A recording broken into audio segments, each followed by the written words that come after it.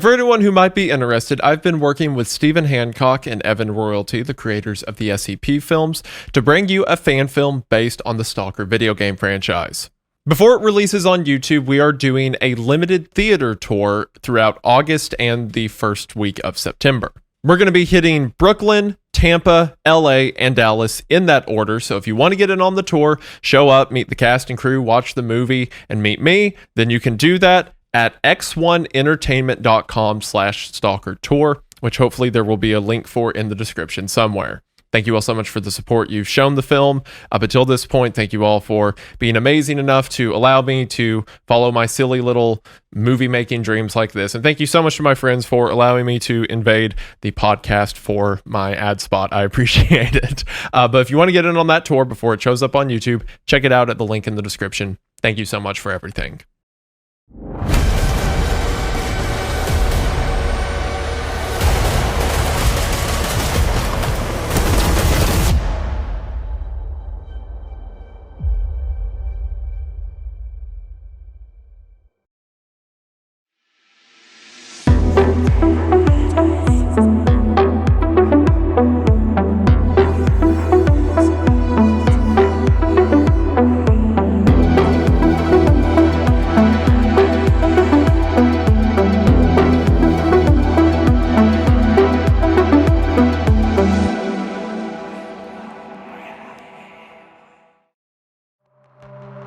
Your eyes open to the abrasive rays of light filtering through the curtains of your bedroom window.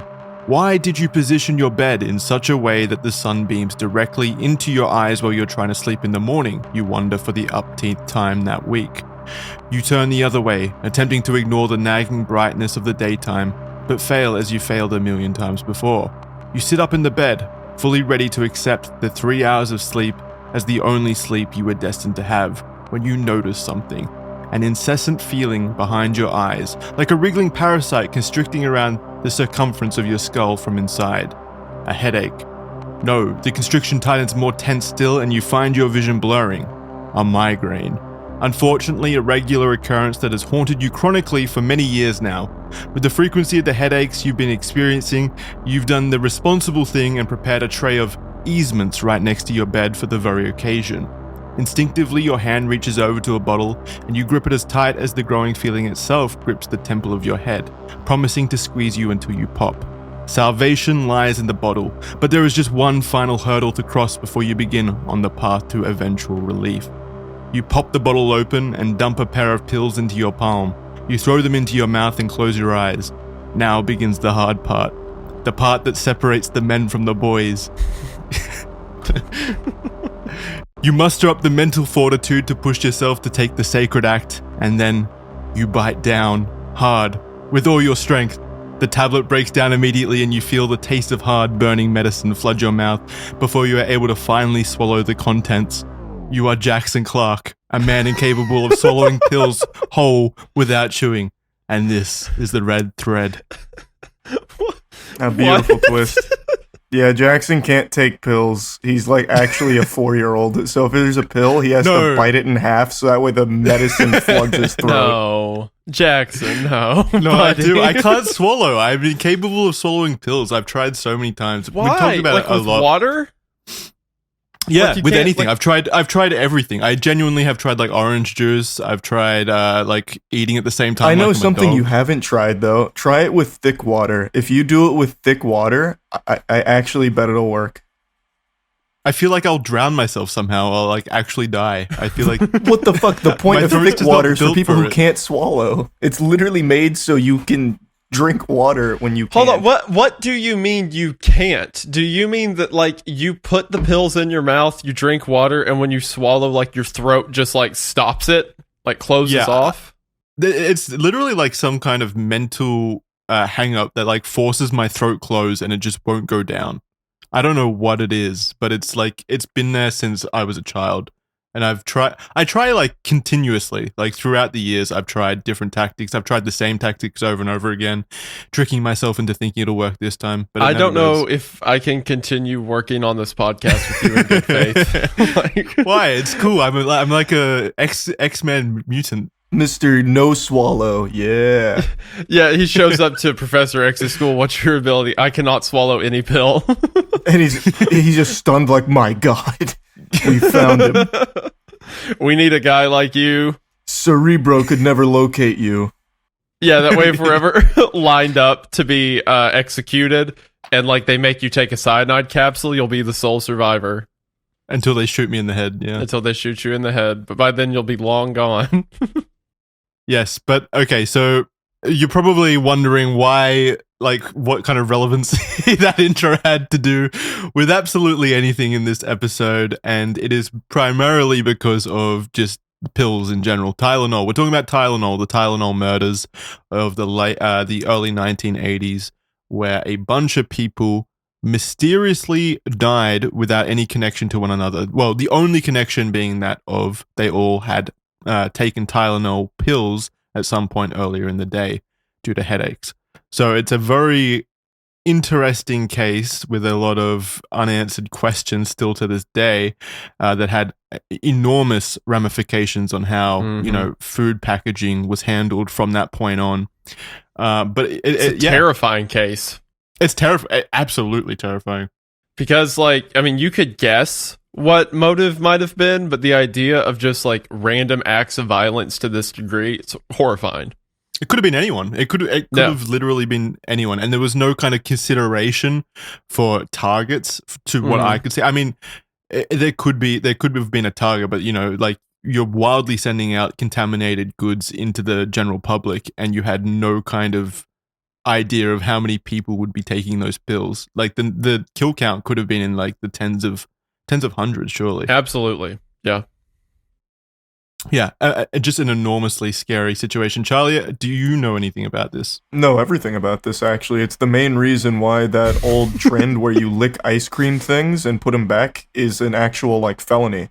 It's because contaminating products after this happened became a super serious offense because no one wants to take the chance of it happening again. Yeah. Okay. The way you said that was very funny, though. Where he's like, "Do you know anything about this?" And you go, "I know everything about this." Yeah. I'm actually a preeminent expert. I tried to track this guy down. Charlie is the Tylenol murderer, actually. Oh, that's true. Imagine. That's a good one. I time traveled to change the FDA regulations on food product. To make it safer for yourself in the future. Yeah. But to do so, you had to, cause it in the first place. I had to dirty my hands to protect myself from myself in the future. So far, we've determined that he was Jack the Ripper. There was something else we said he was. I can't remember. So, like, Charlie, Super you're a pretty handsome. Prolific serial killer, Charlie. I'm impressed. Yeah. We got to take these time traveling abilities off him. He can't be trusted. He keeps changing the world. Keeps using them for evil. Yeah, I figured this might be something of a sore spot for you, Charlie, considering you're a hypochondriac. So I figured you might be scared of, contaminated goods. Absolutely. I know, right? What a pussy. But it's good to know that you're familiar with it. Yep, and I am always fearful of contaminated goods, which is why usually if I get anything from anywhere, I'll always grab a few back just in case there's some scoundrel before me, which I think most people do just out of safety. I do that too, just because if it's chips or something, I assume the front one's been jostled so much, Yeah. I just always prefer so yours is less about back. your safety and more about the quality of the chips. Yeah, because I'm from the United States and have such a cushy lifestyle that's my biggest problem I run into in the day, broken up chips. True. You can afford to take the extra effort of reaching towards the back of the chip aisle. Yeah, because I'm a man's man. I'm like classic America. I like to, work for... No one wants to work anymore. I like to work for my unbroken chip bag. Some good old blue-collar work of grabbing 3 chips back, baby. It ain't much, but it's honest work. Okay, Isaiah, would you say you're kind of similar to Charlie in that you're fearful of things like that? I'm always fearful about strangers, I guess you could say. I do have this kind of over-the-shoulder paranoia, I guess, when I'm in big crowds and stuff like that. But that's not so much because of food or something as much as it is I guess terrorism, Yeah. or mass shooters or something like that. That's more on my mind. But Every now and then I'll get a little bit of like, what if someone like did something to this? It's more so like violence though that I'm paranoid of. Well, my next question was going to be like, how do you guys deal with like eating out, like eating at restaurants or where your food is prepared by someone that you can't actually see? Like that's always kind of made me a bit nervous. Yeah, I still do it, but yeah. Yeah. Do you actually think about it much, or do you try to just like push it to the back of your head as much as possible? I just try not to. I try not to think about it. Yeah, because you always hear like those horror stories of like, like people over at McDonald's over here. I've heard from several employees that are like, I would never eat at McDonald's, knowing what goes on in the back rooms, and that terrifies me. And like you hear horror stories online of like people in offices, like I don't know, like Blizzard offices, like jacking off into like, you know, what would you call it? Like office food, basically. There's like a bunch of those stories out there. Yeah. What was the Blizzard one? The breast milk. I mean, they were stealing breast milk. Yeah. There's a bunch of like food is scary. It's not funny. It's not funny. It's not when funny. It's yeah. I mean that. Wait. Well, it's a little bit funny. It's bizarre. That's what's funny about it. The bizarre. Absurdity of it. Yeah. That's what I meant to say. Yeah, Tylenol. Yeah, Tylenol. Yeah, well, no, the Tylenol part is not funny. That's very scary. It's funny that you can't swallow them. That's what's funny. It's annoying. That's what it is. I feel like every single I'm going to hold on to that, by the way. I'm not forgetting that one. That is an absurd fact about Jackson Clarke. My life would be so much more efficient if I could do it, because I wouldn't have to spend like 15 minutes trying to chew through it and like get it down. Do you like grind them to dust? Do they even work at that point? That's what I was going to say. It can't be as effective. It just can't. Well, it is going in my stomach, so it is still effective. Or it's burning into your gums. Freak. You little goblin man. Well, I don't let it sit. I don't let it sit in there for that long. It's like I chew it as if it were normal food, and then I just swallow it. So it's like, just God, that's awful. Oh, they just disintegrate. I don't want to even think about it anymore. It's gross, Jackson. Just go to the thing. Yeah. All right. So, big thank you to the sponsors of this episode, ZocDoc and Factor. You'll hear about more from them later on in the episode. Also, show notes below. Document full of research and sources. You can find it in the description. And we're also on audio platforms, so please check us out there and recommend us to a friend and family and your mums and dads and all of those good things. Just share the show around. It helps out a lot. Really appreciate it. Now, let's talk about the Tylenol murders. Who wants to start with the chronological history? I'll take the chronological history. 1982, there was a series of mysterious deaths that occurred in the Chicago area in a short duration of time after several individuals were rushed to the hospital with symptoms that confused the doctors. The deaths were quickly linked to a single source, and from that point forward, massive nationwide panic ensued, leading to one of the most confounding and sensational mysteries from the 80s. Despite extensive investigations and a few promising leads, those responsible have never been identified, and the case remains unsolved. Yeah. I mean, it could have been anyone. It really could have been anyone. It could have been like a kid from the local elementary school just fucking around with cyanide that he found. Yeah. It was like ridiculously easy to contaminate goods at the time. As kids were known to do, playing with cyanide at the local elementary school. I don't know. How hard is it to find cyanide? Sorry you didn't live a little as a kid, Charlie. I guess. I'm 29 years old, Jackson. I've never seen a cyanide capsule, shockingly. That you've known of. Don't they use cyanide in like making pest control stuff? So I have to imagine it's somewhat readily It's available. also a common ingredient in like jeweler equipment and stuff like that, because it like works as a good polish and stuff. Yeah. So like the chemical's around and it's traded. So I could definitely see there being an elementary school kid with maybe a pest problem, or his dad's a jeweler, maybe, or he's a jeweler. Maybe he's got access to cyanide. I don't know. Well, he'd have to distill the cyanide. He'd separate it. I'm almost sure that I made cyanide in a chemistry class in college. It wasn't like the final end product. Yeah, well, I mean, it's just, I think the chemical equation for it's just a carbon and a nitrogen. So, well, we've got plenty of those. All around us. Those are everywhere. Hold on, I might be really wrong. Let me check that. But I think it was used as like a middle product in something. It's just a carbon atom triple bonded to a nitrogen atom. Yeah. So we made that as some like middle step in a reaction we were doing in a liquid form, I believe. But yeah, like it's not a super rare chemical. It's just lethal if you were to ingest it. Is it a controlled good? Do you need like a license to buy cyanide? You do in like concentrated forms and stuff like that. Okay, so is there like a version of cyanide that's not necessarily like lethal that is more readily available, and then like this deluxe version of killing material? Yeah, I would think cyanide. So. I'm pretty sure. Like most, controlled substances. Like when you go somewhere and you buy like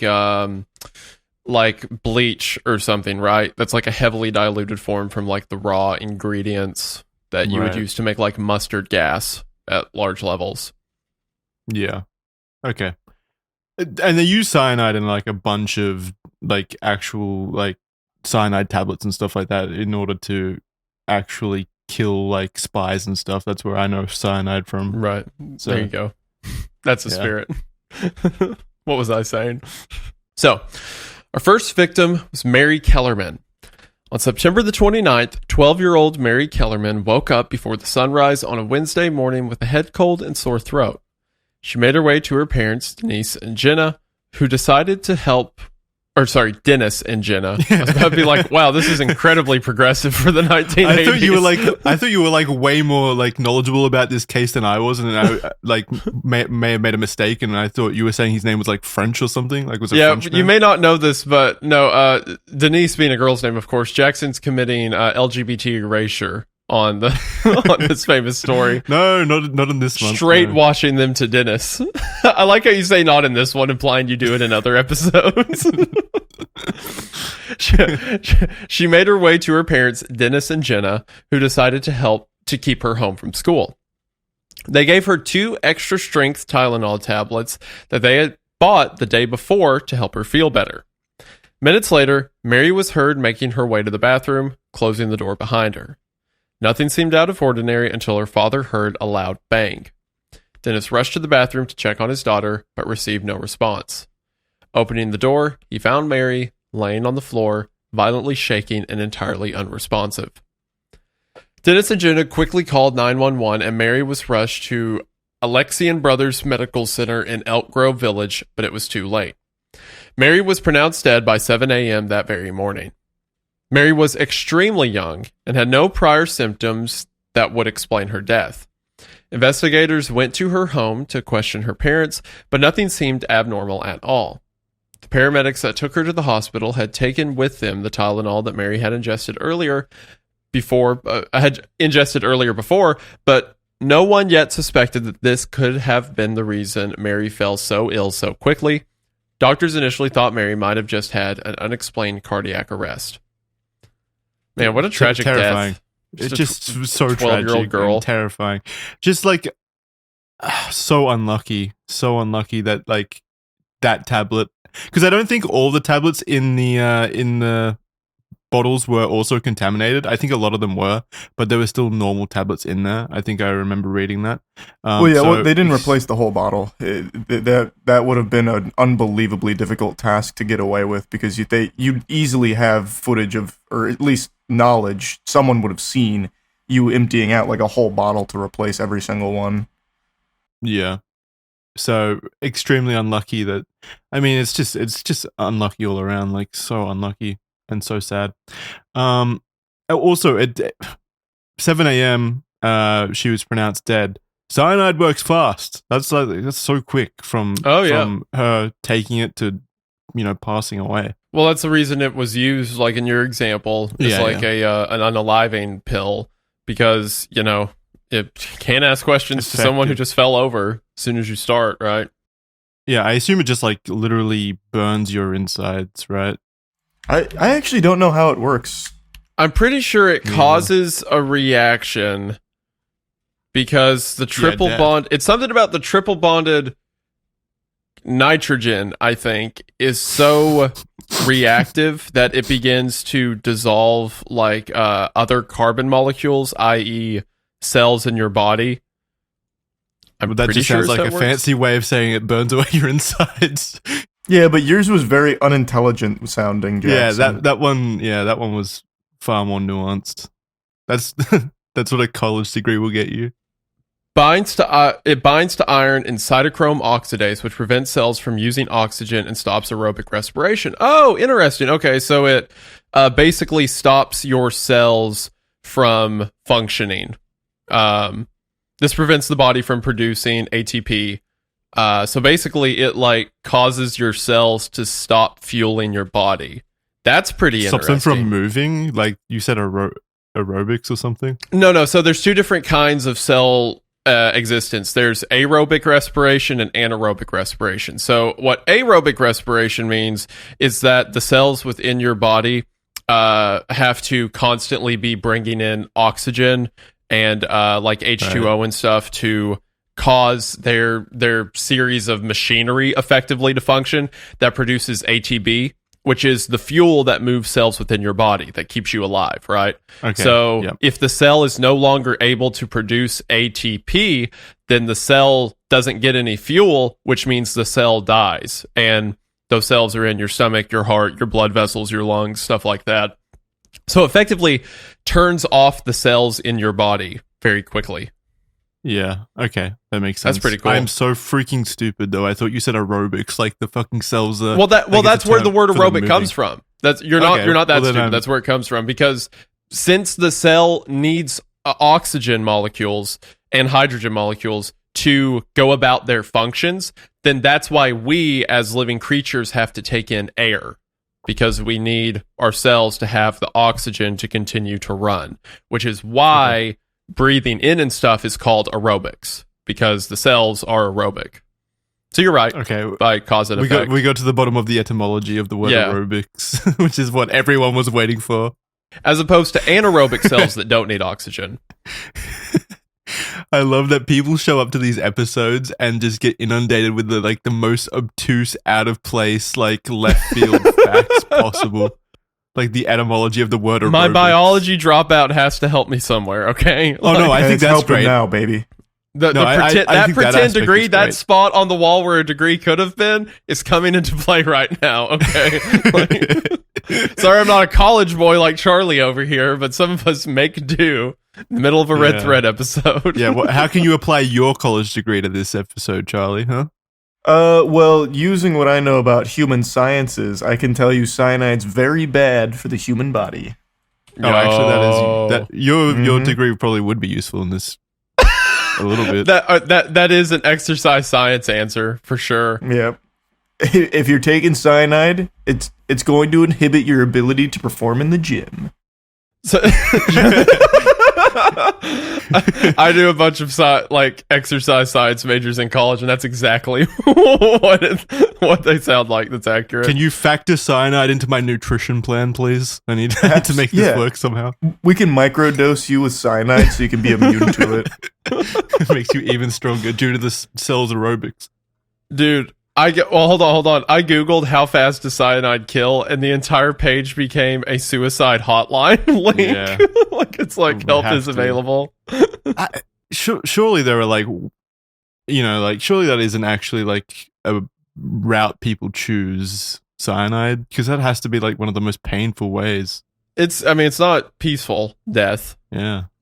At all. If that's true, if it just, you'd feel a lot of pain, but it would effectively be kind of like choking to death, sort of, I would think. Yeah, I would think so too, yeah.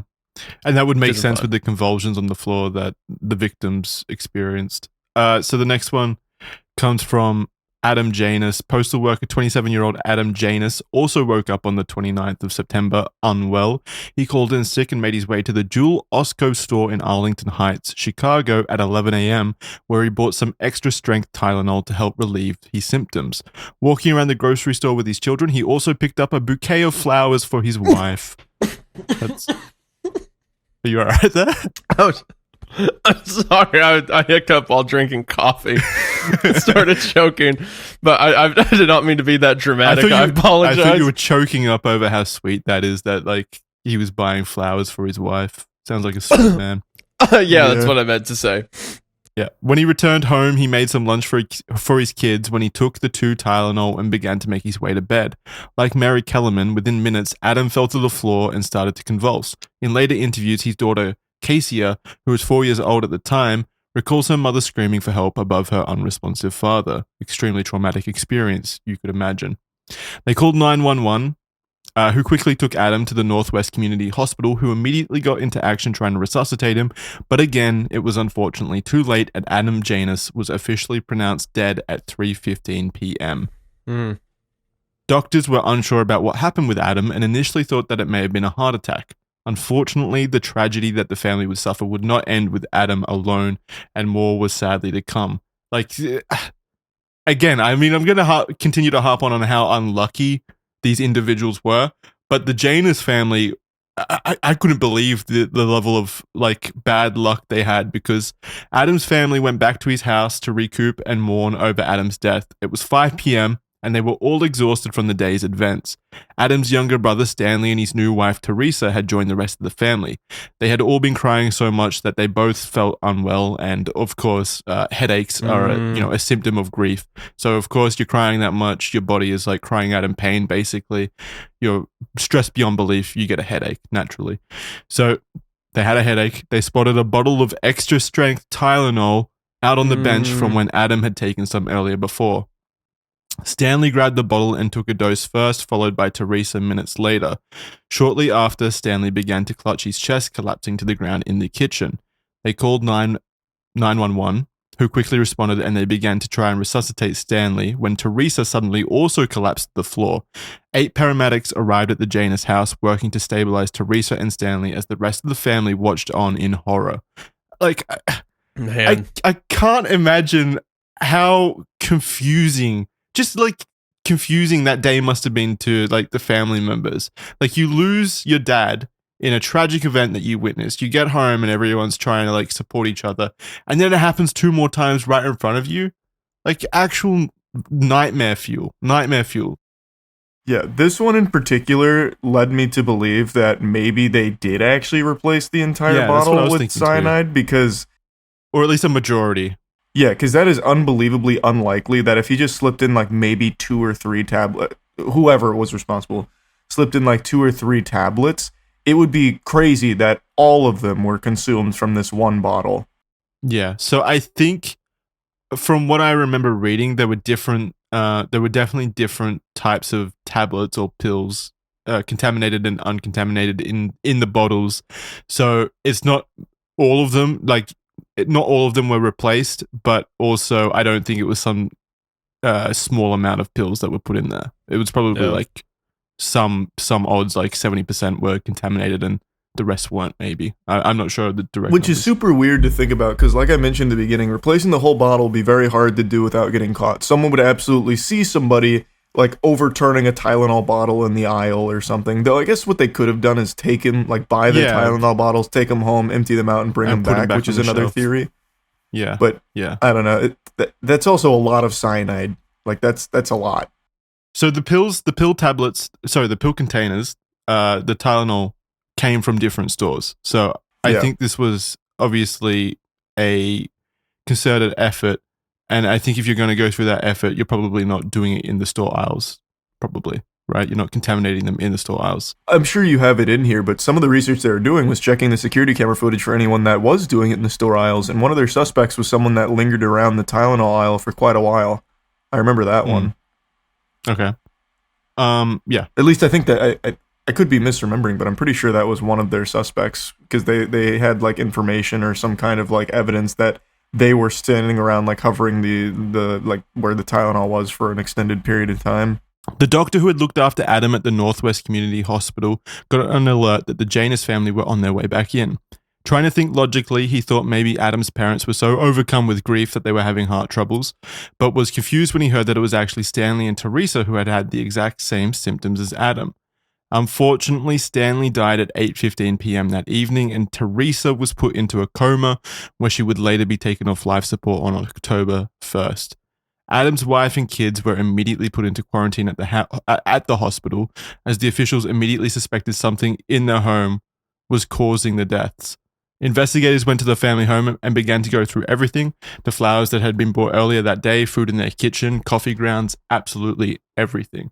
How do you cure like cyanide poisoning? What is it too late once it's already happened? I think it's too late. Yeah, it's probably too late. I think the only thing you could do maybe is like somehow try and flush it out, like get it out. You'd have to overflow the system to try to get the cyanide out of the way. Like cyanide, so I was passively reading over here to just know more about it. The LD50, which is what's legally like the lethal dose. The LD50 of cyanide is only 1.5 mg per kg, or in other words, it's 1.5 milligrams for every kilogram that the thing weighs. So like Jackson, what do you weigh in kilograms? You're the one who would know. I weigh 70. You weigh 70. Okay, so that means it would take about a little over 100 milligrams of cyanide to kill you, and an extra strength Tylenol is like what, 250 milligrams? Yeah.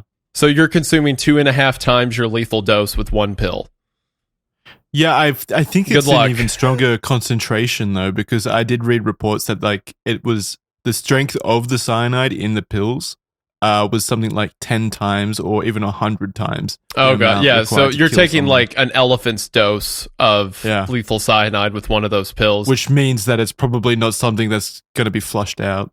Yeah, even if you add materials to flush something out of someone's system, you're not going to have enough. The body won't take enough for that. Yeah, you're dead as soon as you swallow it. Like, in order to immediately flush out the system, you also have to be aware that the patient is suffering from a cyanide poisoning as well, which is obviously not something that would be immediately obvious to a doctor upon first glance, I assume, because it would probably just look like a heart attack, like they said.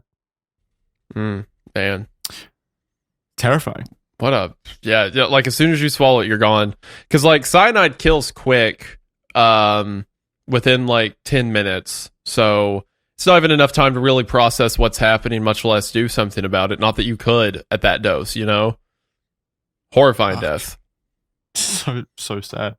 Yeah. Okay, so then Stanley, so Stanley and Teresa, as well as Adam, all tragically passed away, so that makes 4 victims. So the investigators thought that the family may have been poisoned, but didn't have any experience on how to move forward with the investigation, so they called the Rocky Mountain Poison and Drug Safety Center. So this center is specifically known for its expertise in toxicology, and they aided in providing crucial information to identify what was currently happening. And after analyzing the symptoms, suggested that they may have died from cyanide poisoning. Correctly suggested that. And they got samples of the victim's blood to send for testing. They spoke to Adam's wife, Teresa, who mentioned that she could only recall 3 things that Adam had consumed in the day: peaches, coffee, and Tylenol. And peaches aren't usually sources for cyanide, but I guess also Tylenol isn't either. Yeah, so. I know cherry pits have cyanide in them, but people don't. Apple cores. Apple cores, right? That's always like the rumor, not the rumor. That's right. Wives' Apple cores, yeah.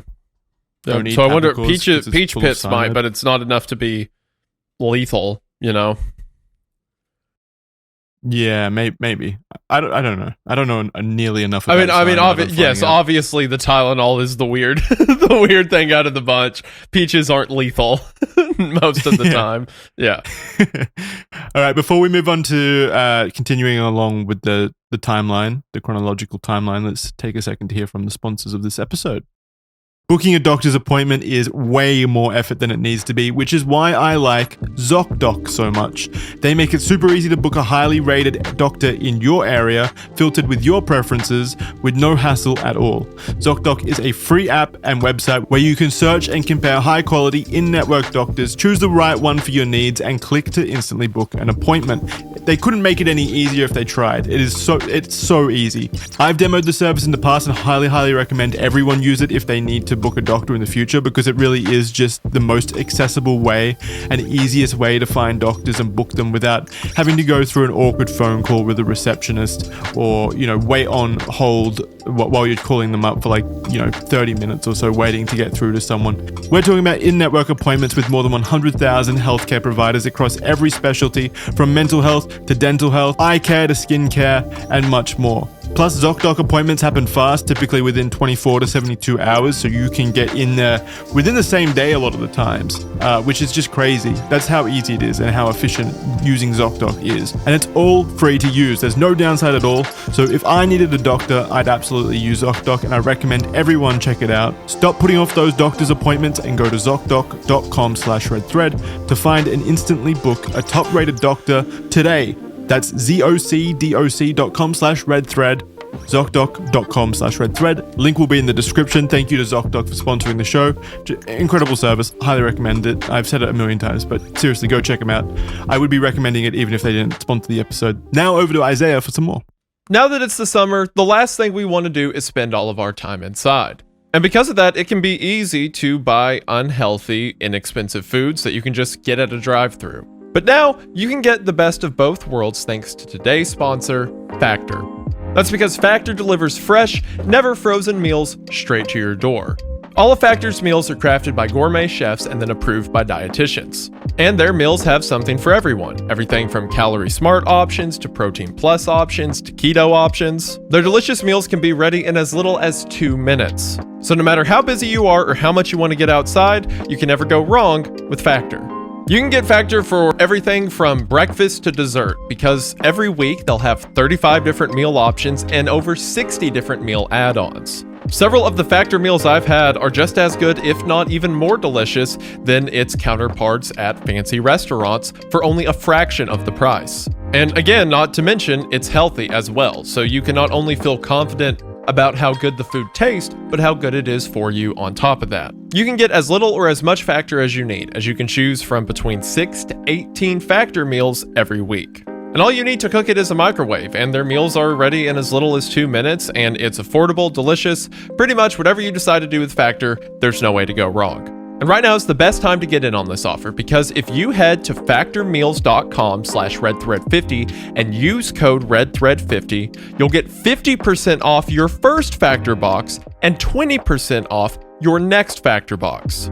That's right, just use code redthread50 at factormeals.com/redthread50. Thank you all so much for watching the ad. Thank you so much to Factor for sponsoring the show. It really does mean the most. And be sure to get in on their incredible offer today. And we're back in. Charlie, would you like to take Mary? So while all of this was happening, a 27-year-old Mary Reiner was at her home in Winfield, Illinois, on the outskirts of Chicago, and she had very recently given birth to her 4th child, and this was her first day home after being released from the hospital. After not feeling well, she took 2 extra-strength Tylenol at 3:45 p.m. in the afternoon, and within minutes she also fell to the ground. Her husband, Ed, arrived home just as she collapsed, called 911, where she was taken to Central DuPage Hospital and pronounced dead at 9:30 a.m. There was another victim right after, on the same day at 6:30 p.m., a 31-year-old single mother of 2, Mary McFarland, working at the Bell Phone Center in Yorktown Mall when she began to complain of a headache. She went into the back room and took some extra-strength Tylenol to help her get through her shift, and within minutes she collapsed to the floor, convulsing. She was immediately taken to the Good Samaritan Hospital in Downers Grove, where she was in critical condition until pronounced dead at 3:15 a.m. the next morning. These people, so Mary Reiner and Mary McFarland, both, they must have been, supported pretty well by the doctors to survive, a whole 12 hours almost with cyanide poisoning. I think the standard protocol is, being put into a coma, a vegetative state to try and fight it. Yeah. Okay. And then the final victim here, the last victim, is on the 29th of September. A 35-year-old flight attendant, Paula Prince, had just landed at Chicago O'Hare International Airport. She went into a Walgreens at 9:30 p.m. with security footage showing her waiting in the checkout line with Tylenol. She then went to her home on North LaSalle Street, where she took some of the Tylenol alone. No one was around to call 911, and she died by herself in her apartment. She wasn't found until 5 p.m. Friday, October 1st, after her sister called the police when Paula didn't show up to a dinner they had planned. God, that's sad. All of these situations are so fucking tragic. Horrible. Tragic. There's just no motive. It's just so unnecessary. All right. So those were the victims of the Tylenol murders. No connections between each other than the family. Obviously, the three Janus individuals who died on the same day. They were obviously connected, but there were no connections between anyone else as far as I could see. So it was just basically a bad lottery draw. And then, Isaiah, would you like to take the investigation? Yes, I would. I'll also mention, I looked it up because I was curious. It would take about 13 to 15 raw peach pit kernels to kill you. That's quite a bit. It's actually less than I'd think. I was going to say, like, when I think of that, I think it'd be like 100 peach pits, but that's not a what crazy amount. Is they contain how many apple cores to kill you? Hold on. What it is they contain amygdalin, which the body converts into cyanide. However, if you were to take a peach seed, wait, what? Our body converts it into cyanide? Yeah, because it's a biochemical process that breaks down chemicals in there. And one of the byproducts of taking amygdalin and mixing it with your natural chemicals is it creates cyanide as a byproduct. Your body creates cyanide as a byproduct kind of a lot, actually, but it's in such trace doses it doesn't do anything. Oh, my body's such a fucking idiot. But when there's that much amygdalin, it creates a lot of cyanide, and your body digesting it makes it lethal. Because of that, you're actually fine. Like, you could consume way more than 15 peach seeds if you just swallow it, because seeds are really good at passing through things' digestive tract not breaking up. If you were to chew up 13 to 15 peach seeds and then swallow them, that's what could kill you. Okay, great. Luckily, there's no one here with any issues swallowing small little pit-shaped things. So we should all be fine. Yeah, of course. As long as you're not Jackson. Yeah, that's how you kill Jackson. Swallow these 13 seeds. No, I can't do it. Surely, okay, wait. So surely if 13 seeds are enough to kill you. If chewed up. 2 or 3 would be enough to cause some real damage though. 13 to 15 can kill you.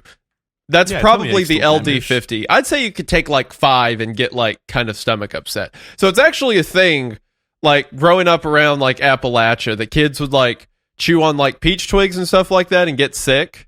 And the reason they'd get sick is because they were microdosing cyanide.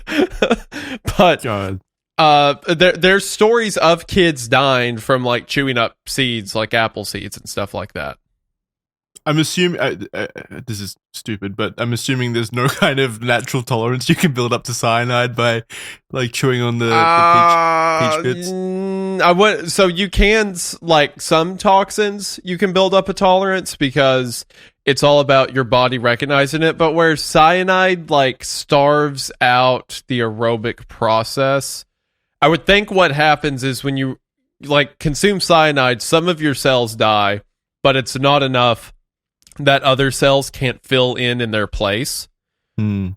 So, therefore,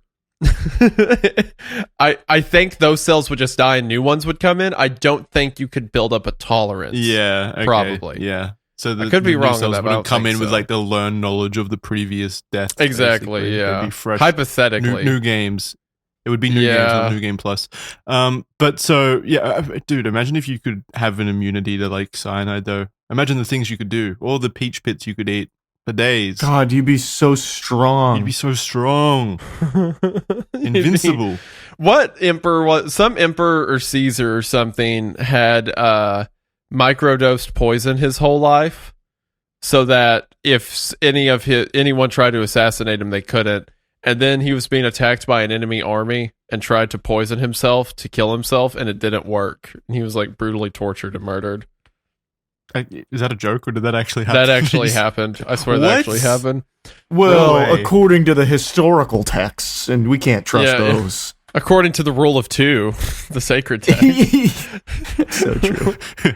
That Roman emperor was Darth Plagueis. Yeah, he was microdosing on Sith poison. It was Darth Maul. That's who I'm thinking of. Legend has it that King Mithridates VI, who ruled in northern Anatolia around 120 BC, so feared being poisoned that he built up immunity by ingesting small doses of multiple toxins over time. Okay. Yes, and then he was being attacked by an enemy army and then couldn't poison himself. Yeah, his cell aerobics must have been insane then. When he was finally defeated by Pompey, he attempted to poison himself but was unsuccessful because he had built up such an immunity to said poisons. Couldn't even kill himself via poisoning. That's nuts. That's great. That's good. That's what a tragedy. Jackson spends all this time building up a tolerance to swallowing pills, but it's the pill that kills him. All right. You want to start with the investigation? Yes. Sorry, I have this tangent. The victims had all been taken to different hospitals, so there was a delay in connecting the deaths. In fact, it wasn't until a fireman named Philip Capitelli, just the most Italian guy ever. Hey, anybody hear about this whole Tylenol thing going on? The most stereotypical name ever made, basically. Yeah, Philip Capitelli. Love it. Began to question the strange calls he was hearing over his police radio, that the pieces began to fall into place. He spoke to a colleague who had heard about the deaths, Richard Keyworth, and they started to look into it deeper. When they read that Mary had recently taken Tylenol, they got suspicious and called the Northwest Community Hospital, which then confirmed that the Janus family had also taken Tylenol that day. My God, it's all coming together. Hey, yo, we got a case on our hands. A lieutenant of the fire department, Chuck Kramer, was also on the... These are fake names. They're not. They're real. It was the 80s. It was a different time in America where people had cool names. What city was this in again? This was all in Chicago. Yeah. Okay, we need to come up with the Chicago fire captain. What's his name? Chuck Kramer. Even like Stanley. Stanley is like a really typical 80s name in my eyes. Yep. Was also at the scene when Stanley and Teresa collapsed, and has said that it was, quote, one of the worst calls I've been on in my life. He had called and spoke to nurse Helen Jensen, who then took their notes to the medical examiner and police, who initially didn't take what she was saying seriously. Helen, frustrated at not being listened to, desperately attempted to make them listen to reason. It's got to be the Tylenol. The three people took the Tylenol. She even went to Janus's home and found the bottle of Tylenol, where she opened it up and counted the number of pills. There were 6 pills missing and 3 people who had taken 2 pills each dead, confirming that they had all taken Tylenol from the same bottle. She continued to search in their garbage and found the receipt and took it to the medical examiner, but this avenue was still not taken seriously. Why wouldn't they take it seriously, like immediately? No, I mean, I guess they're operating on the assumption that this kind of stuff can't be tampered with, and they're like, no, you silly Helen, or whatever her name was, Helen. And Tylenol is good for you. It's safe for you. I mean, like, frankly, it's probably the absurdity of it all, right? Yeah. Like, we have 3 family members poisoned. Someone in the family must be poisoning them. And then someone's like, what if it was someone who never met the family and was just poisoning various Tylenol bottles, you know? Yeah, but the contention point here is like that they were poisoned. Like they didn't even assume that they were poisoned, even though all 3 of them had died. Well, I guess they assumed that they had been poisoned, but not the source. Not from, and then not from the Tylenol. Yeah, and then Helen was saying it's the Tylenol, and then they're like they couldn't conceive of it being the Tylenol potentially, even though that is literally a chemical compound that could be, tampered with and could cause like some kind of upset tummy to the point of death, like literally. Even if it was just like normal Tylenol, I assume if it was like concocted incorrectly, it could cause that. So, I don't see why they just like threw that out immediately. Also because Charlie asked, depending on the variety of apple, the lowest possible lethal dose is 150 seeds. That's quite a bit more than a peach. Yeah. And they need to be crushed. They need to be crushed too. Oh, okay. So like crush it into some kind of like smoothie. So you get 150 apple cores, crush them up, make a nice smoothie out of it. Well, each apple core contains several seeds, so you'd realistically need like what, like 30 apple cores? I remember hearing about that, that fun fact when I was a kid, and then being terrified of apples from that point on. I would not eat apples when I was younger due to the and maybe that's why to this day you can't swallow pills because true. Yeah, you're thinking about the apple seeds. It's all to do with that. It's all connected. Eventually, the investigators ended up seizing the 2 bottles of Tylenol, but when they looked at them, everything appeared to be perfectly normal, but they did have the same batch number. They then smelled the bottles of Tylenol and discovered that they had a soft scent of almonds. Cyanide does not always give off this bitter almond odor, but not everyone is able to detect the scent, so it is interesting that they were able to during the investigation, perhaps an indication of the strength of the cyanide in the pills. Yeah, that's the thing you hear. Cyanide smells like almonds. Well, a little fun fact, there's something called bitter almonds, and those are like basically untreated almonds or some shit, and if you consume like 12 of those, you die. Oh. Yeah. That is a fun fact. That was a really fun fact, Charlie. Thank you. I've actually been afraid of almonds because of that, because like it can happen. It's not common, but it can definitely happen. Yeah, look, consuming 6 to 10 bitter almonds can cause severe poisoning. So bitter almonds are like untreated almonds, so they have to like take the almonds and make them consumer ready by like treating them? Yep. So they're raw almonds. So basically the almonds that you get are like not raw. Are they cooked? Yeah, I guess. What do they do with those almonds to make them safe to eat?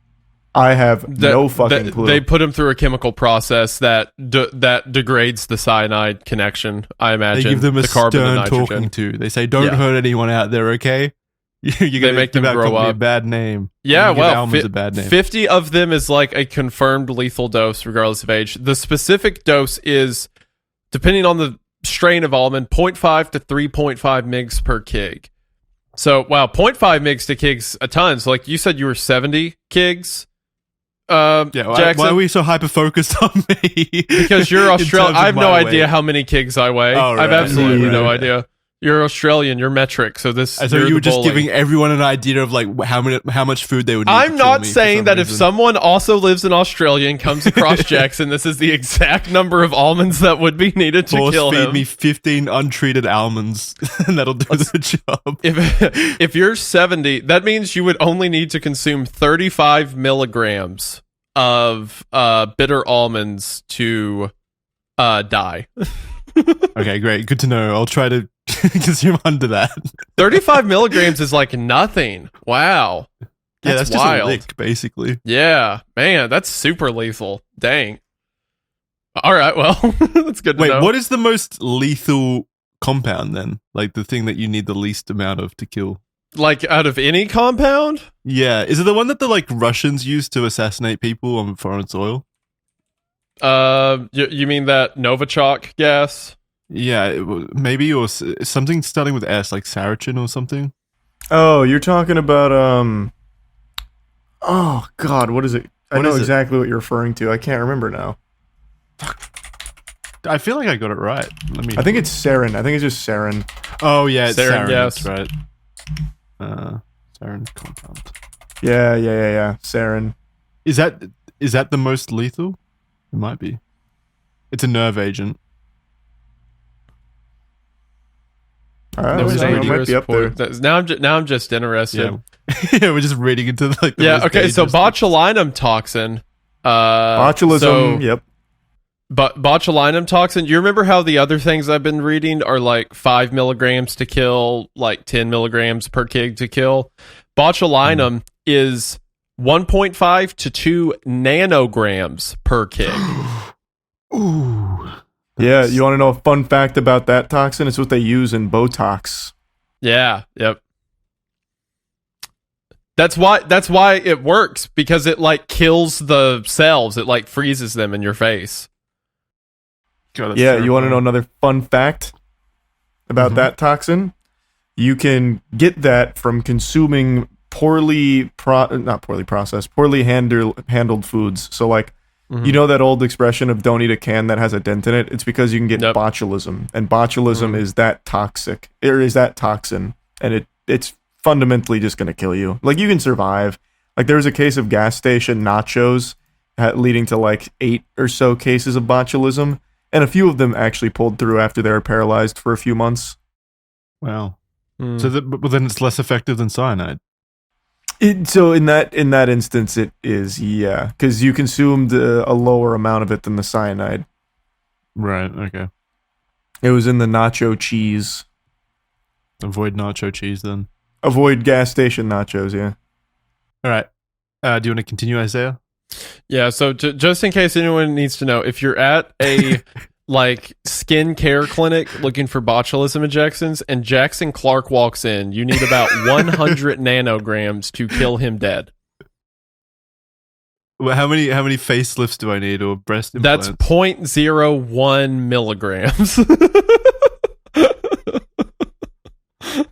To just absolutely send Jackson to heaven. I'm never going outside again. You've given people too much information. Everyone's a threat now. Even the local grocer is a threat with the amount of apples he has.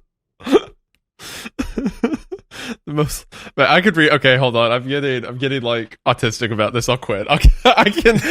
This was my entire college career: chemistry classes and biochem classes and stuff. I could go on, but I'll go back. This is the entire reason you did that. It was just to find out how much. I got into it and was like, because I went in thinking I'd be super interested in like the medicine side of it, and I wasn't. I was super interested in like the chemical process side, the like metabolism side, but biochem side, stuff like that. Right. I thought that was really cool. And then I dropped out because of my silly little YouTube career. Because cryptids were way cooler than the cryptids are chemistry. way cooler than botulism. Like They are. Being honest, but like getting to look at some of this now, I feel like a child. But I'll go back to the story. Okay. When looked into more closely, some of the pills in the bottles did look distinctly different to the majority. They were bigger, and the powder inside clumpier, and the capsule encasing had begun to deteriorate from the cyanide. Ugh. Northwest Community Hospital ended up getting the results back from the blood samples they sent to the lab, and it confirmed the cause of death as cyanide poisoning caused by a massive amount of cyanide found in the victim's systems. They were found to have had 100, even 1,000 times more than needed to kill someone. They began to contact all of the other hospitals, and the link between the victims and Tylenol was confirmed. Yeah, you're not getting a 1,000 times dose out of your system. Oh, no way. Absolutely not. Yeah, no. Which makes sense why some of the individuals perished quicker than others as well, because I think there were different like strengths in each of the pills basically. So it wasn't like the person doing it didn't have like a perfect process. He was just dumping cyanide inside. Because what the tablets are, for those of you at home that don't know, they're the types of tablets that you can like pop apart to like pour the powder into like your water if you need to do it that way, or you can swallow them whole like a normal person. I wouldn't know anything about the other route. So what they would do is like they'd pop the capsule open, replace the powder of the actual Tylenol compound, like just flush it out, and then replace it with the cyanide compound inside. Screw the cap back up, put them in the pill bucket, whatever you call it, and then seal it back up and put it on the store shelf. That's the route they took to conduct this. That sounds about right. Tylenol, name derived from the drug N-acetyl para-aminophenol, is owned by Johnson & Man, getting to say a name like that, it's been so long, is owned by Johnson & Johnson, a company founded in 1886 by three brothers, James, Robert, and Edward Johnson. Tylenol was manufactured by McNeil Laboratories in 1955. It avoided competing with aspirin by using the ingredient paracetamol. Australians the Australians also have access to paracetamol. We call it Panadol over here. Oh, interesting. Yeah. So are you saying you don't get Tylenol because Tylenol includes paracetamol, and then you guys have a different way of getting paracetamol? So Tylenol, I think, is like the brand name, right? It's like it's not the actual drug itself. Right, correct. Tylenol over there uses paracetamol, which we also have over here, just as a different brand name, which is Panadol over here. Gotcha, Although I think it's like a few years ago we just started to get Tylenol as a brand as well. So It's coming over. Okay, cool. And then you have a note here that says, I tend to prefer ibuprofen, though. Yeah. Just for people out there who might suffer from headaches as much as I do, I've had more success getting rid of them through ibuprofen. Not sponsored. At first, they marketed the product for children to reduce fevers. It was a package like a fire truck, and the catchphrase was, for little hotheads. Look how cute that is. Look how cute the little fire trucks are. Why don't they do shit like that with medicine anymore? All right. It's probably because it's easy contaminated. Because it's easily contaminated. Yeah. I don't know. Maybe sometime we could talk about this thing called the Tylenol Murders that explain why they don't do that anymore. Yeah, immediately made sense. Why they wouldn't want to make medicine all cute and like. You realized midway through the sentence. Why don't they? Yeah. But still, it is cute though. Really like cute. A kid has like a fever, and it's like, oh, here comes the fire truck to help you. It's cute. Yeah, I prefer that over how like medicine looks now, all boring and like, lame. White packages. You know what? I want more consumer marketed medicine. Yeah, make me care about the medicine. There you Give go. me feelings. I want it to be like Borderlands, like they're all like these punk names and stuff. Like in 1959, Johnson & Johnson bought the company and started to manufacture the over-the-counter pills in 1960. At the time of the poisoning scare, Tylenol held approximately 37% of the American market for paracetamol, and it was responsible for 19% of Johnson & Johnson's corporate profits at the time.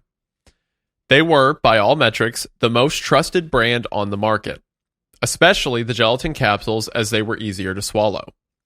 At the time, Tylenol was the best seller in non-prescription pain medication in America, and it was immediately obvious that they were about to have a huge crisis on their hands.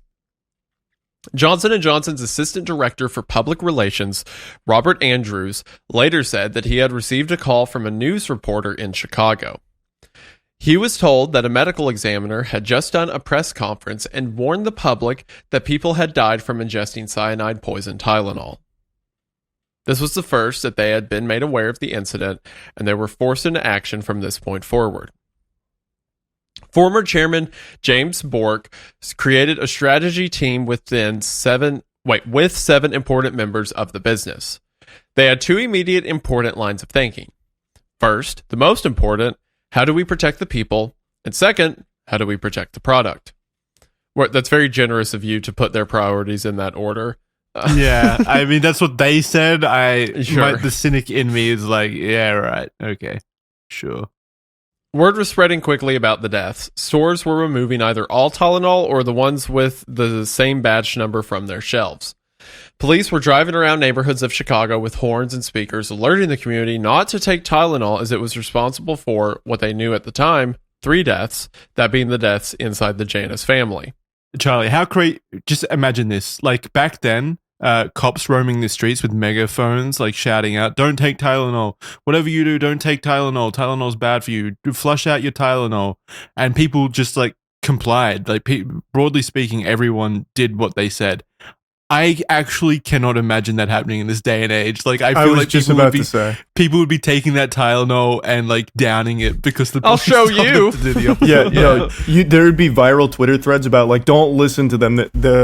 We have to take this Tylenol. We can't trust their word. They're trying to take our Tylenol away from us. Yeah, they're stepping on our freedom. There's Twitter threads that are like, thread, how Tylenol actually affects your IQ and increases your brain capacity. The elites don't want you to know. Yeah, they don't want us to break free from the programming. Don't listen to them. Yeah, like literally, I could absolutely see that happening now. Whereas back then it was like communities obviously came together and were like, yeah, this obviously is probably true. Which pill is it people figured out recently, like makes your eyes it makes your eyes lighter color? I'm pretty sure it was cool. Benadryl. That if you take enough Benadryl, like if you have dark colored eyes, it bleaches them effectively over time. Oh, that's cough syrup. I love cough syrup. Okay, sweet. You love cough syrup? That's interesting. Is that your official opinion? I mean, don't you? No.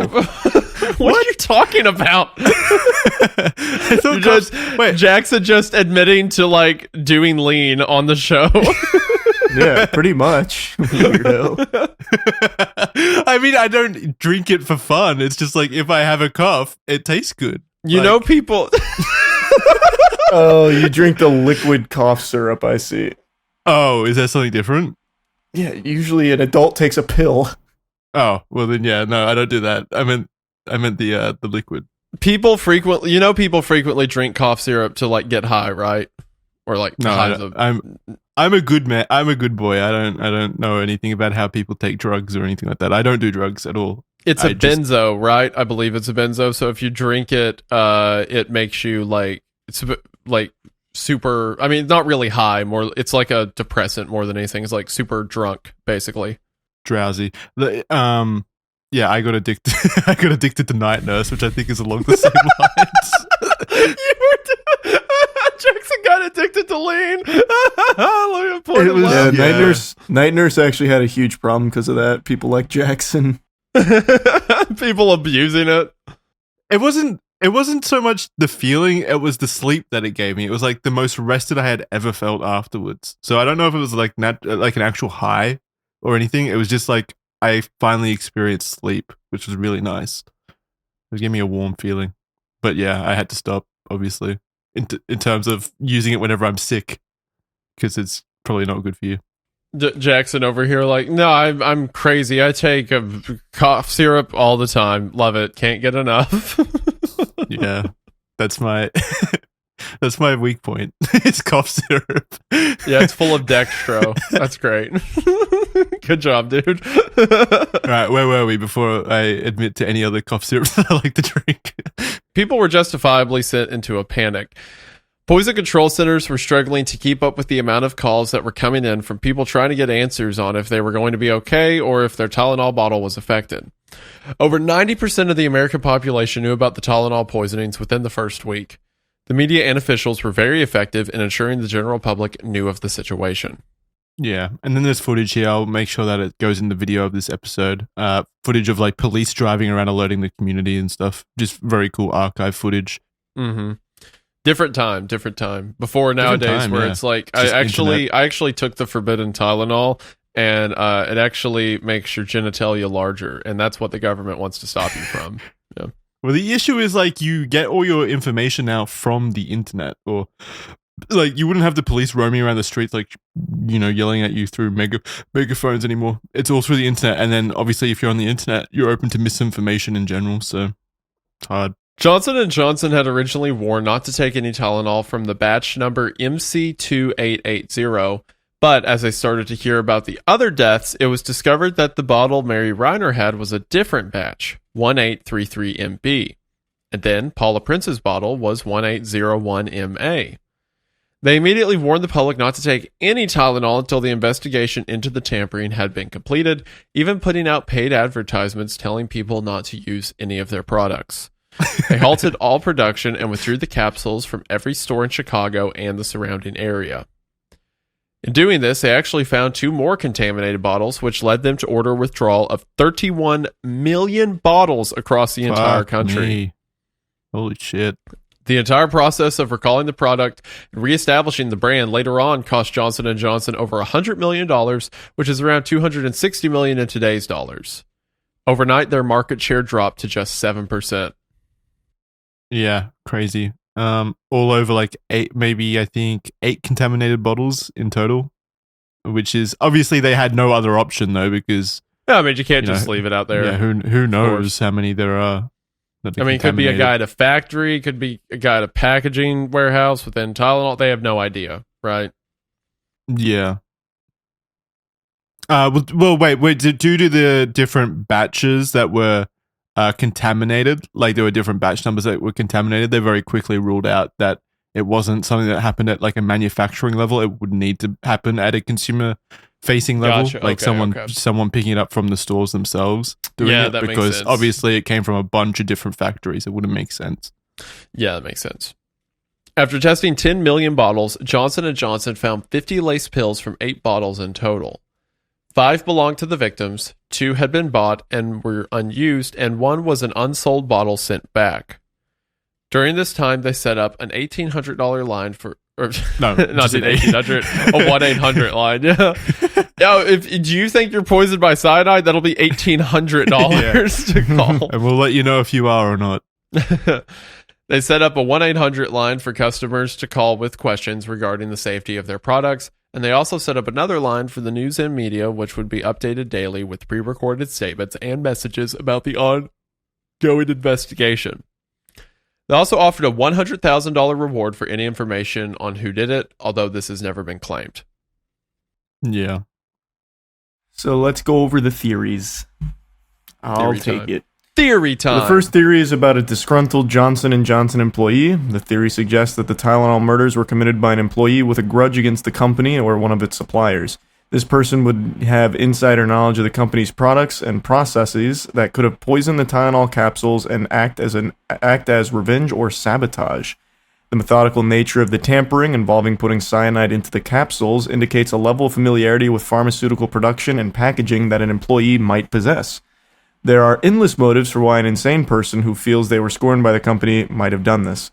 While the motive could have stemmed from the employee being fired or passed over for promotion, it's entirely possible that they were just disgruntled because they didn't get invited to a Christmas party. It's impossible to know out of the million of potential reasons why someone would do this unless they're caught. One of the more believable motives could be that it was motivated by stock shorting. This doesn't even necessarily need to be an employee, but it could be a general motivation. Johnson & Johnson was an absolute powerhouse at the time, and stock plummeting was guaranteed after the events that transpired.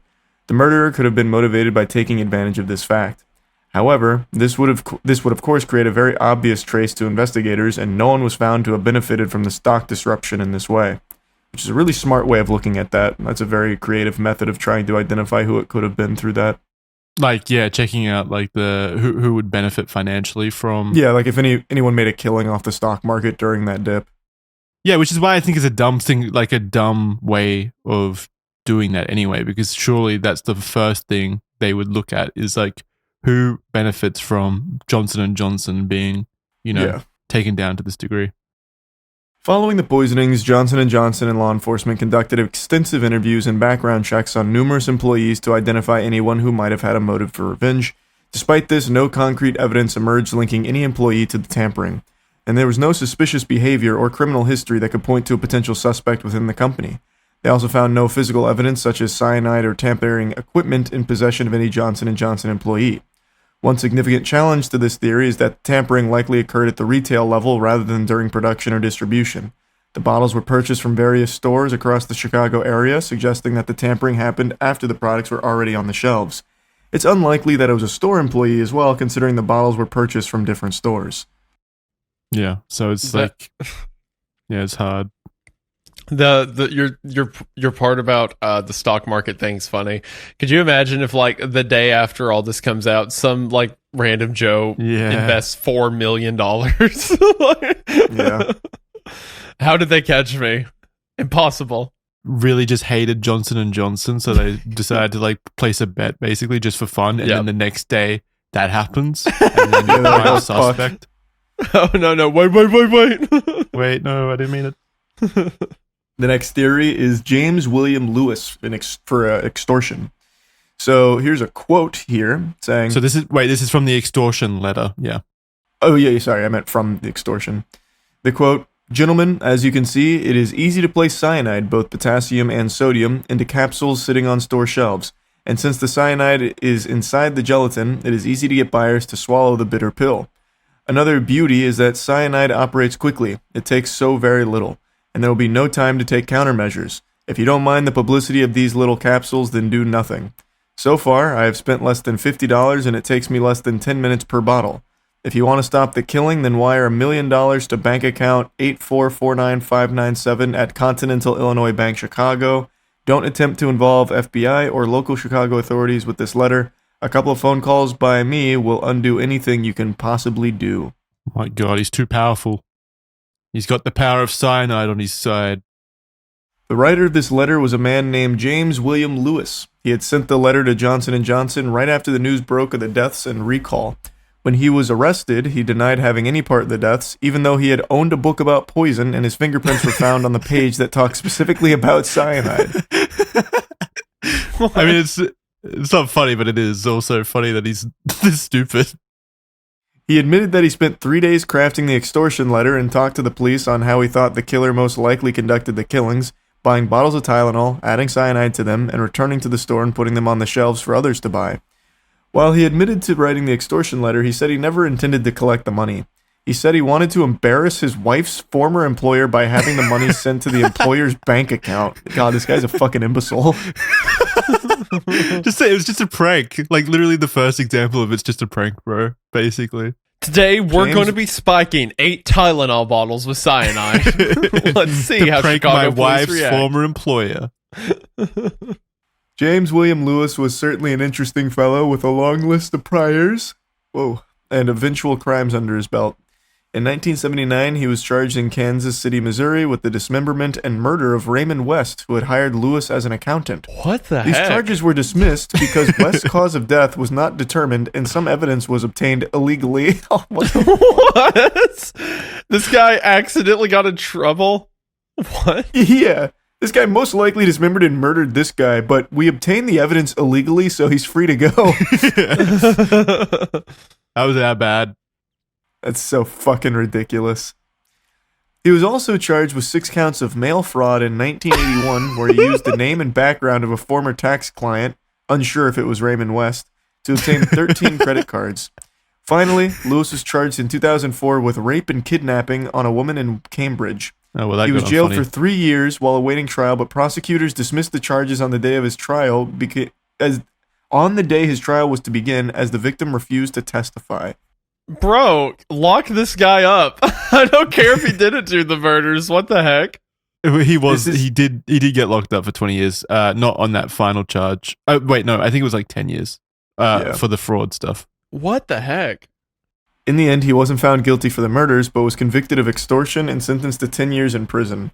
Later, in 2007, investigators again looked over the timeline James gave them and realized that if he spent 3 days writing the letter, then he would have begun working on it before the first news broke about the death.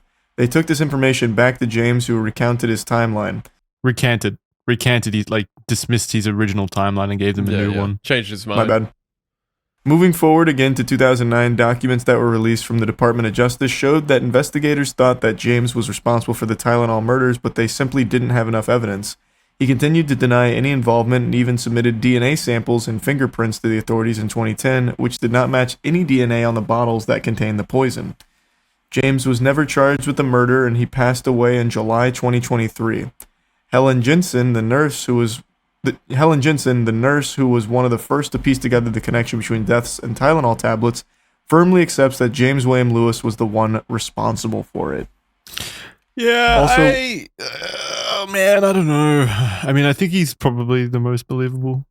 Yeah, worth mentioning, there is an interview with James, a video from 1982, where he's calling the cops stupid for missing the big blunder.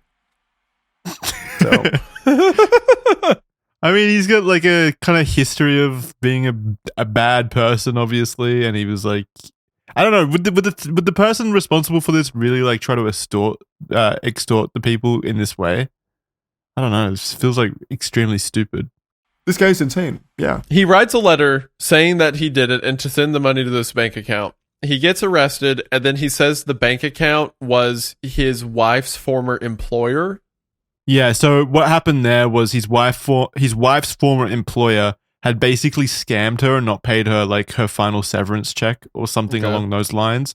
And so he was like extremely resentful of that person, that employer. And so he hatched a scheme to get back at them. That's what his like recollection of the events So he are. said the whole letter was to make him look like the Tylenol killer. Yeah, so it was written on what do you call it, like papers from their office and obviously the bank account. So he's like framing them basically. That's what he says anyway. Oh, also important to note, they weren't in Chicago at the time of the Tylenol murders. Him and his wife, they were in New York at the time, and there was no evidence that he had traveled back to Chicago, which is a bit of a stick in the mud for that theory, potentially. Another theory is a man named Roger Arnold. A week after the Tylenol murders, Roger Arnold found himself in a bar in Lincoln Park where he apparently began to make strange comments about being the killer behind the murders and showing off a small bag filled with cyanide. He claimed getting cyanide wasn't hard to do. Roger also, in a case of it being a small world, worked at the same warehouse as one of the victims, Mary Reiner's father. The bar owner called the police, who began investigating Arnold. Searching his apartment only 3 days later, on the 11th of October, they discovered 5 guns, books on explosives, poisons, including one that detailed how to make cyanide, vials, beakers, test tubes, and white granulated powder. While Roger admitted to possessing cyanide, police never found any during their search of his home. At the time of the murders, Roger's wife was undergoing care at Central DuPage Hospital, the same hospital that Mary Reiner had given birth to a week before she died, where she purchased the pills from was just across the road from the hospital. He denied having any connection to the murders. However, several months later, he was arrested and charged with murdering a man at a bar in Chicago. He believed that the man had been the one who turned him in to the police. The man he murdered had nothing to do with anything with the Tylenol investigation and was completely innocent. For this, Roger was sentenced to 30 years in prison, where he served 15 and died in June of 2008. Isn't it crazy that this spawned 2 people that were like actually insane and killed people? Actual murderers, yeah. Yeah, even if they weren't the ones that had anything to do with the actual Tylenol murders, they were somehow involved in this. It's crazy. Also, do you think they look similar? I feel like they look similar as well. Only slightly, because they actually have crazy person eyes. Like, both of them very clearly are mentally fucked. Yeah. Roger's eyeglasses prescription is the worst thing I've ever seen. His eyes are 4 times larger than they should be, and I hate it. Yeah, true. Rogers, It's got the bug eyes look. They need to kill that guy. Well, he's dead. He's been dead for a while now. Oh, thank God. Another theory is just a random act of terrorism. The theory posits that the poisonings were never committed by an individual with a personal vendetta, but rather just an act of violence intended to cause widespread fear and chaos, and that the perpetrator aimed to create a sense of insecurity among the general public by attacking a common everyday product. The seemingly random nature of the attacks, with victims having no apparent connection to each other, aligns with the characteristics of a random terror act. The randomness of the poisonings and a lack of clear motive or suspect perhaps indicates broader intent to terrorize rather than targeted act of murder. I don't know. Like, I feel like if it was a terrorist attack, like those are usually like followed by some kind of like announcing of it, right? Like not always taking credit. I feel like most cases though. I don't know. Maybe Isaiah take this one since he loves the Unabomber so much. Woo! Let's go. That's my boy. Unabomber. I will say real quick about the random acts of terrorism. It's very rare that like a terrorist attack occurs and someone doesn't claim it for a purpose, right? That's what I was saying. Yeah. Like, so I think it's unlikely. Unabomber connection. Let's go, Mr. Teddy K. In 2011, the FBI conducted a review of the Tylenol murder case in which they began to look into if Theodore Kaczynski, the Unabomber, could be contacted. Well, I guess you meant to say connected there, right? Yeah, because he's in jail. They can contact him. He's off the grid. We don't know where he is. Yeah, Ted was so funny. Like, journalists would always be like, hey, can I have an interview with you? And he'd be like, sure, but I'm pretty busy. It'll have to be like 2 years from now. And then when that date came, he'd be like, I'm sick. I don't want to do it. I have to reschedule. This request was part of a broader effort to revisit cold cases with new forensic technologies. Kaczynski, who was already serving a life sentence for his own series of mail bombings, That's such a funny line. He was already serving for his own side project. It's like there was some big math paper, because Ted Kaczynski was a big mathematician. There's some math like research paper that he contributed to, and it's credited as Dr. Kaczynski. And when you go to the glossary in the back, it says Dr. Kaczynski, better known for other works. For his own mail bombings, initially refused to provide a sample voluntarily. The interest in Kaczynski came from the similarities in his pattern of random, lethal attacks aimed at creating public fear, which bore some resemblance to the Tylenol poisonings. Kaczynski's parents had also lived in the Chicago area where the Tylenol murders occurred during the time of the poisonings. Kaczynski denied having involvement in the murders, writing that he, quote, never even possessed cyanide. He also agreed to provide DNA samples if the government halted the auction they were planning to sell his personal effects. The auction went ahead with the profits planned to go to Kaczynski's victims. While the idea is interesting that Kaczynski was also behind the Tylenol murders, it doesn't match his MO as closely as it may appear at first. The Unabomber picked specific targets and was ideologically motivated to do what he did, whereas the ideological impetus behind the Tylenol murders doesn't seem to be the same, if it even exists in the first place. Authorities were also unable to establish a direct link between Kaczynski and the Tylenol case, and while no result regarding his DNA was made public, the case is still open and no charges relating to this case were brought against him. Okay, so what do you think? Kaczynski had a total of 16 bombs, claimed all of them talked about him, and gave specific reasons for why he felt they were important. He would never do something that can only kind of tangentially be related to technology and then not claim it. Yeah, like he would have. Yeah, he was definitely the person to claim that kind of stuff, especially if he's already in jail. Like, why wouldn't he? Yeah, he was pretty open to talk about all that. Yeah, I don't think that has any bearing at all on the Tylenol murders at all. They may have been inspired by one another to some degree, maybe. I'm not sure. So this one is a disguised murder. So this theory is that someone was attempting to commit a murder and wanted it to be disguised in the overall mystery of the mass killing. Interestingly enough, the Tylenol murders would eventually go on to inspire copycat killing when Stella Maudine Nickel poisoned Excedrin capsules with cyanide. This resulted in the deaths of her husband Bruce and a complete stranger in that of Sue Snow. Stella had poisoned a batch of the medicine in order to trick the police into thinking his death was unrelated to her, and Sue was unfortunately caught in the crossfire. Ironically enough, the police were quick to rule Bruce's death a death by natural causes, with the attending physician citing emphysema, but Stella insisted that Bruce had been killed by a mass murderer / poisoner because she'd get a bigger insurance payout if that were the case. You fucking idiot. Yeah, it wasn't until they discovered Sue Snow had died in the same way less than a week later that the investigators were forced to reconsider Bruce's death and explore the idea that Stella was pushing, which eventually led to her downfall. How stupid. Like, the moral of the story, greed is bad. Don't, like, she was ahead. She could have got away with it. Well, yeah, murder's also bad. Well, yeah. But she could have got away with it. She genuinely could have got away with it. They already ruled it as an actual, just natural death somehow. And she was like, no, it's a mass murderer. Don't ask me how I know. Regardless, it's entirely possible that these murders were conducted as an overall attempt to target one individual, a sort of smokescreen to conceal the intended target in a sea of chaotic, seemingly unconnected murders.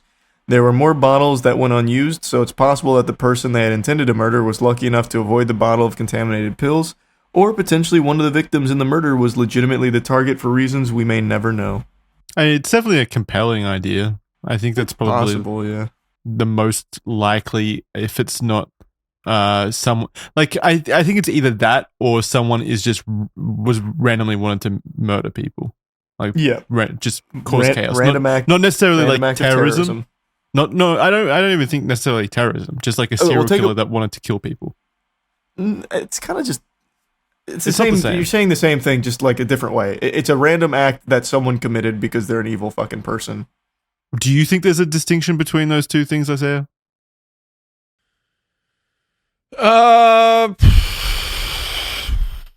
Between like a direct one, you're saying, kind of non-directional.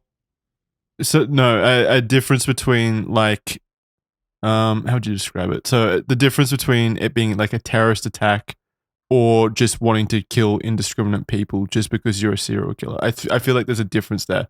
One is like ideologically driven, and whereas the other is like just a serial killer. I think it's the same as far as like the evilness of it goes, but within the individual, I do think it's different in that some people are so convinced of the ends justifying the means, you know? Whereas in the other case of like a direct murder, it is the ends and the means being, you know, one and the same. Like, you want this person dead, so you kill them, versus I want this thing to happen and people have to die to make it happen. Both are murder, both are unspeakable, but it's a different psychology. Yeah, yeah, that's it. Basically, I think it's just a different psychological drive to do it. And I think it's more geared towards a serial killer, honestly, because there was just no kind of anything loud about like the person reaching out to authorities or media to like brag about it, basically, or be like, yeah, I'm claiming responsibility for it, and here's why, like Ted Kaczynski did with his kind of stuff. So I don't know. I feel like it's more likely a serial killer or someone with those kind of tendencies wanting to just kill as many people as possible without, being caught. Okay, so the long-term effects. How Johnson & Johnson handled the crisis has actually become a major case study due to how effectively they handled the situation. Many predicted that the tragedy would end the Tylenol brand for good, many going so far as to say the brand would be gone within the year, but they continued on, they persevered. Just 6 months after everything happened, Tylenol became the first brand to use a new tamper-resistant packaging, something that is a standard today. So you have the Tylenol Murders to thank for how difficult it is to get into your pills now, which is good. It's a good thing, definitely a good thing. They revealed a triple safety seal. The bottle would be in a box that was glued together. A plastic seal was to be placed over the neck and cap of the bottle, and the mouth of the bottle would have a foil seal stuck on. They knew that now consumers needed to trust the packaging, hence the complete revamp to the product design and new 3-step security. When reintroducing the product, they also lowered the price and changed the pill into a caplet, making it harder for people to compromise. They almost entirely changed the product from the ground up and how it was designed in order to sidestep the stigma the murders had garnered. So, I mean, at least something like... I mean, they kind of have to, right? Yeah, they absolutely had to. And luckily it happened because it's crazy to me that we lived up until the 80s and these like medicines were so easy to contaminate to that degree where you could just easily like open a pill bottle and change the contents of it and then put it back on a store shelf. Like absolutely madness how nothing to this degree happened before that. So not only did they successfully sidestep the disaster, they also somehow came out positioning themselves to be better than before. This was a huge win for Johnson & Johnson, with the public now seeking out their brand because they saw them as the safest with their new packaging designs. So they kind of beat the industry to it. They realized that they needed to do it, but they did it in such a way that it made them also the most attractive offer on the market because it looked like a company that wanted to take customer safety seriously now. So people appreciated that. So a year later, the Tylenol bill, the Federal Anti-Tampering Act, the one that Charlie was celebrating before, was passed, making it illegal to maliciously cause or attempt to cause injury or death to any person or injury to any business's reputation by, changing a food, drug, cosmetic, or other product. So like tampering with it. I don't know why that wasn't illegal before that. It seems like something that was pretty common sense and should have been illegal. It shouldn't have taken this, but I guess, whatever. The victim's family ended up suing Johnson & Johnson, saying that the anti-tampering packaging should have already been in place, as there had already been numerous complaints with bottles being tampered with. They called Johnson & Johnson negligent and that they should have at least known and warned customers that the product was vulnerable to being tampered with. It didn't go to court, though, Tylenol choosing to settle for an undisclosed amount. Again, the public took this positively as it seemed as though the company was at least attempting to fix an issue that many people didn't even know existed in the first place. They also said, quote, though there is no way we could have anticipated a criminal tampering with our product or prevented it, we wanted to do something for the families and finally get this tragic event behind us. I don't necessarily lay blame at like Johnson & Johnson for this one. Do you guys? Like, how do you feel about that? It just wasn't something anyone... Yeah, it's just not... It's something no one really could have seen coming at the time. Predicted, yeah. Yeah, like, that was just the norm. For like the TSA, right? Like, before the TSA, people just walk up to the airport and get on their plane, right? Yeah. And now that's like an unthinkable process here in the States. It's just... I don't know. It's just one of those things, man. Like, you could argue, oh, well, they should have done this earlier, should have done that earlier, but no one had imagined, like, oh, what if someone... just decides to load medicine bottles with cyanide. Like, that wasn't even a register. Like Charlie said, just like no one's gonna steal a plane to ram into a skyscraper. Like, you know, inconceivable. And that's what the criminals obviously take advantage of.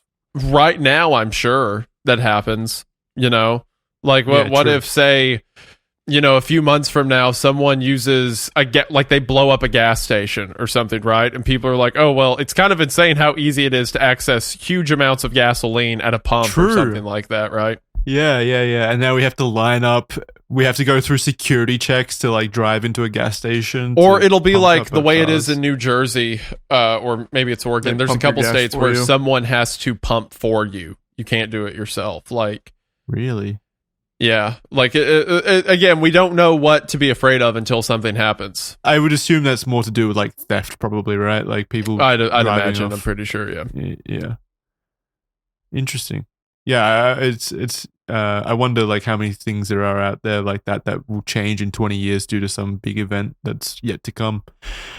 So yeah, they wanted to put the tragic event behind us, and behind us they did put it. You may not believe it, but Tylenol is still around to this very day, and is still one of the most popular over-the-counter pain relief drugs in America and the world.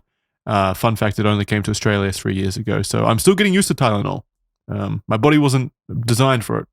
The murders prompted a major overhaul in how over-the-counter medications and other consumer goods are packaged and secured, with many medication going the route of the early Tylenol packaging redesign. In response, tamper-evident packaging became the industry standard, ensuring consumers, that's you guys, could easily identify whether a product had been compromised. It also started the implementation of tighter regulations and oversight by the FDA, the Food and Drug Administration.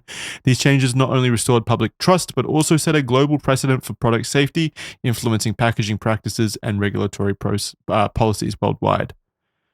That's all fine and dandy, but we've still never come across a definitive answer as to why this happened in the first place. Why someone wanted to murder indiscriminately and randomly, and to what ends they benefited from it in the first place.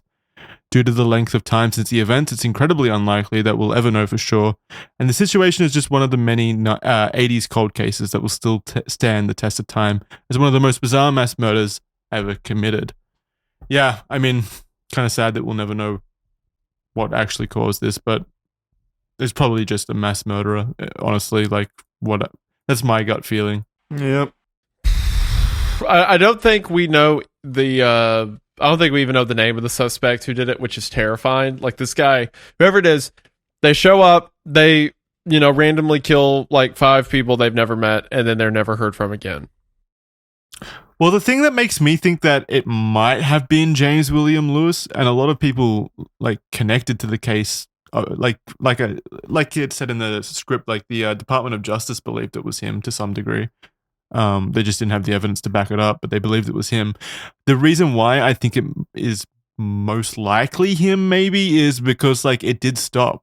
Like, surely if a mass murderer had that level of success from doing it, wouldn't they do it again? I guess do something similar to that again. See, that's what scares me about this stuff, because there's so many unidentified or unsolved murders across the country every year that's like, yeah, maybe, and we don't know about any of it, right? Or I really hope it was that guy, the one you said. I really hope it was him, because the alternative is terrifying. James William, yeah. Yeah, like who like potentially if this mass murderer was successful with the Tylenol murders, then went on to murder other people in different ways, and we don't know that it's connected. Look, all I'm saying is the rule for all of these, like any case we ever cover, is never trust someone with 3 first names. Wait, yeah, it has been a recurring theme that true. Like suspects have had James William Lewis, okay, James Earl Ray, Lee Harvey Oswald, like oh my God. John Wayne Gacy. Dude, it actually keeps going. They're Jack the Ripper. Every time. Oh yeah, here's my buddy the old friend of mine, and his friend Ripper. Ripper Jameson. All right. To wrap this episode up though, do you guys have any outlandish theories that you've got? Any kind of conspiracy theories about it? I don't. I think it's truly just a random psychopath that realized they could do this, so did it. Okay. I think it's a tragedy. It's absolutely yeah. That's not a conspiracy. That's that's the human feeling. It's terrifying what kind of person could exist, assuming they didn't do any killings after it, that they could just randomly murder a few people they never met, then just quit and go about a normal life. That's so weird. terrifying. Yeah, the fact that potentially the person that did do it didn't face retribution is extremely aggravating to me. Yeah, so hopefully it was that. I'm going to choose to believe it was James William Lewis because that makes me feel better. Yeah, because the rest of his life was sounding like it was pretty awful. Yeah, and I didn't like him. So yeah. All right, that's going to do it for this episode. I hope you guys at home learned something about it. Maybe you learned now why your Tylenol is so hard to get into. It's to prevent you from dying from cyanide poisoning. So you should thank your lucky stars for that. And thank you guys for watching the episode. Really do appreciate the support. The continued support means a lot to all of us here over at the Red Thread. Other than that, I'm done. I'm all good. We've got through everything to do with the Tylenol murders and all of the chemistry lessons. Thank you very much, Isaiah, for educating us. Appreciate knowing. And any excuse I have to drop random ways people can die, more than happy to. All right. Thank you very much, guys. We'll see you next time. Bye, everybody. Thank you. Thank you for watching. Bye. And remember, it only takes 6 of those seeds to kill Jackson if you run into him. So remember that. Bye. Don't kill me, please. I don't even like apples that much. Don't listen to him. He's going to eat almonds. Bye.